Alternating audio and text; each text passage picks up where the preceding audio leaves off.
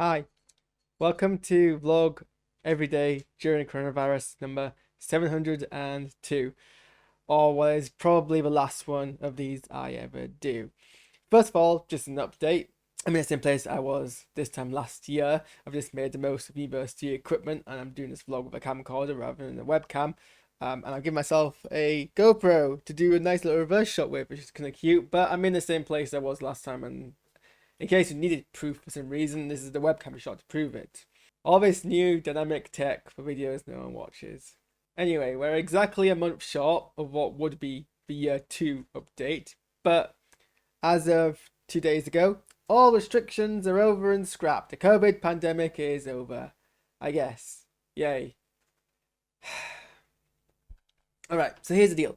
For most of the pandemic, I was kind of always under the impression it would end very much the way that it started, at least for me in the UK, which was with a sharp incline. We vaguely knew of it from December to March, and then at the end of March, everything kind of shut within the space of a week. All things considered, that was fairly sudden in terms of having to have a complete life change, change to your normal life, day to day life. Um, and then, once we were in lockdown, I kind of knew we were going to have to be dealing with this for years. A lot of people felt it was going to be a 3 month deal.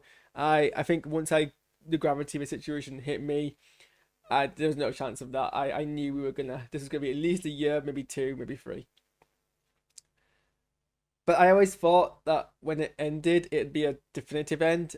We'd be dealing with it, and then we'd see a noticeable decrease, and then no more COVID, much the way that it started, just in reverse. I always rejected this notion of having to live with COVID. I didn't want to live with COVID. I wanted to beat it. I wanted this victory. I wanted COVID eradicated. To me, a notion of living with COVID was a rhetoric pushed by those who never took it seriously to begin with, and I took it seriously. I always practiced social distancing and mask wearing and bubbles. Even when the laws alleviated, even when we were between lockdowns, I continued. I was cautious of the idea of stopping too early. So even as people push, in the media or online, politicians, about us coming to the end of this, I was like, well, we're not. Uh, until about a month ago. So there was an article on Sky News by Tom Clark. Well, it was a series of Q&As about COVID and the upcoming changes to restrictions, or rather the end of restrictions. And crucially, Clark cited a bunch of studies and facts that established, among other things, that the current strain of COVID, whilst more infectious, was less dangerous. It was causing milder illnesses and fewer deaths, the two things that made COVID so dangerous to begin with. And crucially, COVID in one way or another will be with us forever. We just have to accept that. Clark words it by saying that this will not end with a bang, but with a whimper. And I never really imagined that was how it would end. I never really thought of it that way.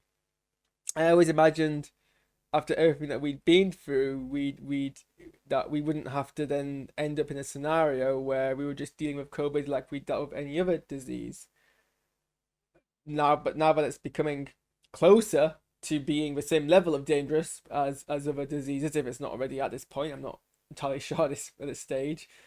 But now it's becoming to the point where it's not any more dangerous than any other disease that does kill people every year, which is still awful, but it's the same level now. So, and even the World Health Organization is supposedly talking about the pandemic ending by this year, and it's supposedly, from what I've seen in UK, we're already moving from a pandemic stage to an epidemic status. 97% of the UK population have now got antibodies to the COVID, and I mean, I don't know if that's herd immunity. I don't think it quite is, but it's still a lot.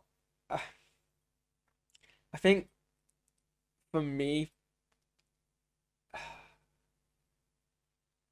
that I had never considered that we would get to the stage where the notion would be that COVID is less of a danger and is now the same level as any other health condition. So, while we still should treat it seriously, or rather, what we should be doing is treating other diseases more seriously. The special treatment it's getting and the special treatment that other diseases aren't getting aren't warranted anymore. it's a weird situation for me to kind of accept, but I'm kind of my mind when I saw that article about Q&A, and it kind of hit me that if I was gonna wait for COVID to be eradicated to get over, I was always gonna be waiting for that because that's never gonna happen. Now I always my point being I always saw the whole idea of accepting a defeated level of COVID to be not the end of COVID, or at least it'd be a noticeable drop. I didn't think that we'd have to live with it the same way that we live with the flu, I guess is what I'm trying to say here. Um, of course, whichever way I look at it, I don't know if I would ever feel happy or victorious or celebratory about the restrictions being over. My life certainly isn't gonna change. I mean, I don't want to be too dramatic. I got through most of COVID fairly unscathed, both physically and mentally. I'm lucky in that I didn't lose anyone to COVID. I know plenty. Oh, well, actually, I don't know anyone who lost anyone to COVID. I might do, but certainly no. I don't have any, you know, friends or family who know people who've lost people to COVID, or at least not to the degree where they've mentioned it to me. Um, so I don't have that kind of second degree of separation to the worst of what COVID has done. Um, but without going into details, the stuff I had pre-lockdown that I'm never going to go back to. My life as it means to me, and that's the only lens to which I can perceive the world, has changed, and it's not going back. So I mean, and in even the short term, now that restrictions are over, my life is still going to consist of me going to work, doing student union activities, and then coming home, and that's how it's been for the last year anyway. Um, Back when I used to do these daily, I'd also include a daily update for my cat River, and since last year, I now have a second cat called Lily, so you can also say hi to both of them as their update.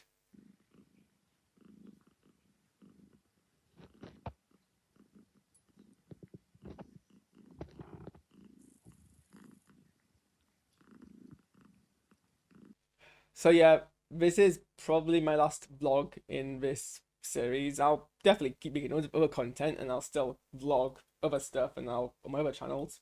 But this vlog of a day during coronavirus, it's over. I might make post COVID updates.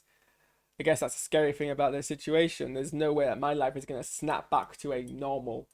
Uh, I think that's the belief that got me through the first half of the pandemic mentally fine. I always thought I just needed to live through it, and then everything I had before lockdown would come instantly rushing back. But I think if you're in a position where your life is able to snap back to normality, if you're able to get everything you had before the first lockdown ever happened, then you either never took the pandemic seriously, or I guess you just didn't have that much change. But I guess for me, I now have to create a brand new normal, which frankly is daunting.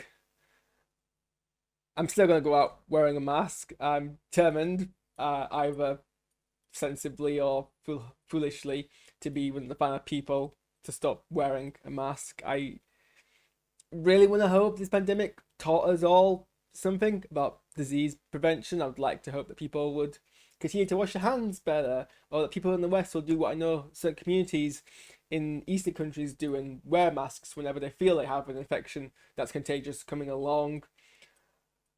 But if the pandemic has taught me anything, or even just one thing, it's people are selfish. People are not willing to put themselves through the barest level of individual inconvenience to benefit the mass communities. So I'm not holding my breath. Anyway, so vlog every day during coronavirus. Not with a bang, but with a whimper. Thanks for watching. Goodbye.